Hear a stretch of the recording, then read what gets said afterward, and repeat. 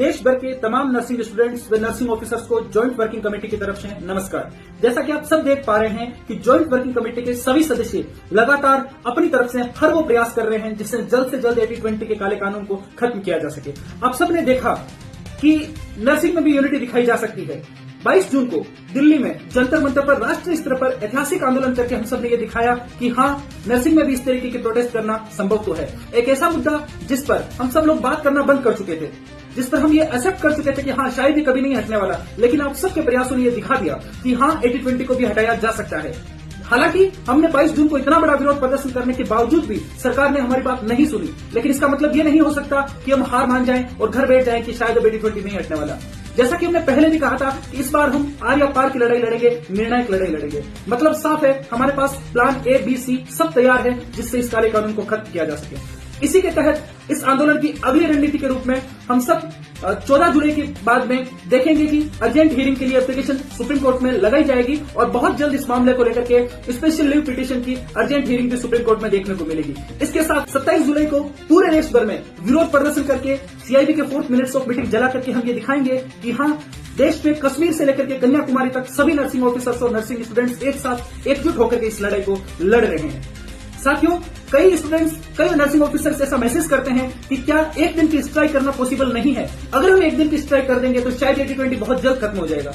लेकिन आपको ये बात समझनी पड़ेगी कि आज की स्थिति में कोई भी यूनियन एसोसिएशन सिर्फ 80-20 के खिलाफ हड़ताल पर जाने को राजी नहीं है। हो सकता है उनके अपने कारण हो, लेकिन इसका मतलब ये नहीं है कि भविष्य में भी कभी इस तरह की हड़ताल नहीं कर सकते। उसके लिए जरूरी है कि हम सब मिल करके नर्सिंग प्रोफेशन में एक यंग और एनर्जेटिक लीडरशिप तैयार करें। उसके लिए जरूरी है कि हम जॉइंट वर्किंग कमेटी के रूप में हर एक स्टेट में हम हमारी एक टीम बनाएं, हम हमारी एक कोर टीम बनाएं जो मिल करके 80-20 के खिलाफ इस लड़ाई में नई जान फूंक सके। उसी को देखते हुए हम जॉइंट वर्किंग कमेटी के रूप में एक अंतरिम सदस्यता अभियान चला रहे हैं जिससे कि हर स्टेट से एक कोर टीम बना सके। हम आपके साथ में गूगल फॉर्म साझा कर रहे हैं। आप सबसे अनुरोध है कि अगर आप चाहते हैं कि 80-20 के खिलाफ इस लड़ाई को मजबूती से लड़ा जाए, अगर आप चाहते हैं कि जॉइंट वर्किंग कमेटी इसी एनर्जी के साथ में इस लड़ाई को लड़ती रहे, तो आप इस गूगल फॉर्म को भरिए और उस जॉइंट वर्किंग कमेटी का सहयोग कीजिए।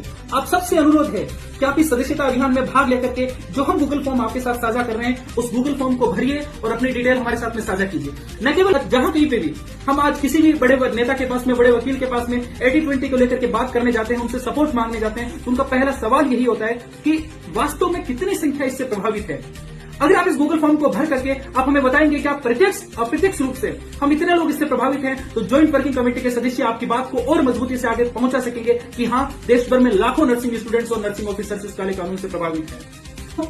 जॉइंट वर्किंग कमेटी से जुड़ करके आप भी जैसे भी चाहें हर तरीके से आप जॉइंट वर्किंग कमेटी की इस ऐतिहासिक लड़ाई में योगदान दे सकते हैं। आप सबसे ये अपील है कि आप सभी अधिक से अधिक संख्या में न केवल इस अंतरिम सदस्यता अभियान में भाग लें, बल्कि अन्य छात्रों को, अन्य नर्सिंग ऑफिसर्स को, अन्य फैकल्टीज को, अन्य एस्पिरेंट्स को इसमें मोटिवेट भी करें कि इस जॉइंट वर्किंग कमेटी जो कि जिसके सदस्य लगातार इसको लेकर के काम कर रहे हैं, उनका मनोबल बढ़ाएं और इस सदस्यता अभियान में भाग लेकर के बताएं कि वास्तव में 80-20 से हम सभी लोग प्रभावित हैं। जॉइंट वर्किंग कमेटी के रूप में हम एक संगठन बना करके हम ये नहीं बनाना चाहते कि हम एक यूनियन एसोसिएशन की एक लाइन में एक और यूनियन एसोसिएशन खड़ी कर दें। ऐसा नहीं है। हम सब ये साबित करना चाहते हैं कि नर्सिंग में भी यंग जनरेशन में वो लीडरशिप का पोटेंशियल है जो स्टेट लेवल पर, नेशनल लेवल पर एक नया लीडरशिप खड़ा कर सकती है, जो कि भविष्य में न केवल 80-20 के खिलाफ बल्कि नर्सिंग के किसी भी मुद्दे पर, किसी भी निर्णय को लेने में अपने आप को कोई भी नर्सिंग स्टूडेंट या नर्सिंग ऑफिसर बेबस या हताश साबित ना हो। वो जब भी चाहे, जिस तरह का प्रोटेस्ट खड़ा करना चाहे, वो नर्सिंग में भी एक आंदोलन खड़ा कर सकते हैं, अपना विरोध दर्ज करा सकते हैं, सिर्फ बेबस होकर के देखे नहीं। ये जॉइंट वर्किंग कमेटी का मकसद है और अगर आप सब लोग इसमें सहयोग करेंगे तो निश्चित रूप से जॉइंट वर्किंग कमेटी मजबूती से न केवल 80-20 के लिए बल्कि नर्सिंग के अदर इश्यूज पर भी लड़ाई लड़ेगी। आज कई सारी फीमेल नर्सिंग स्टूडेंट्स और फीमेल नर्सिंग ऑफिसर्स ऐसा सोच सकते हैं कि जॉइंट वर्किंग कमेटी तो सिर्फ मेल के लिए लड़ाई लड़ रही है। ऐसा बिल्कुल भी नहीं है। आगे आने वाले दिनों में डिवाइड एंड रूल की नीति के तहत सरकार कई ऐसे काले कानून लाएगी जिससे वो हम सबको बांट करके हमें डिवाइड करना चाहेगी। उस समय भी joint working committee nursing welfare के लिए हमेशा आप सबके लिए लड़ती रहेगी।